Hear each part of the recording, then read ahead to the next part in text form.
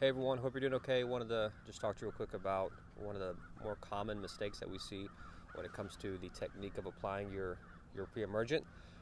When you put your pre-emergent down, you have to get complete coverage over the entire lawn, and quite often, what happens is people tend to just cut some corners.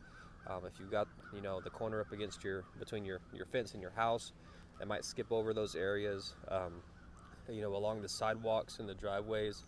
They won't get the overlap that they need in those areas, and so typically during the growing season, you'll have a lot of breakthrough in those areas. If you pay attention in the growing season, a lot of yards will be pretty weed free within the lawn, but those edges and those corners have a lot of breakthrough, and that's because there wasn't any overlap. It just wasn't quite as thorough as it needed to be. So make sure you get that overlap on your sidewalks and your driveways. Make sure that you go out of the way to ensure that any corners are done, that nothing is left undone with your pre-emergent, because it really makes a huge difference. Wherever you do not get that pre-emergent down, that's where the weeds are going to break through. So make sure you do that. I hope that helps. Let us know if we can help you in any way. Thanks.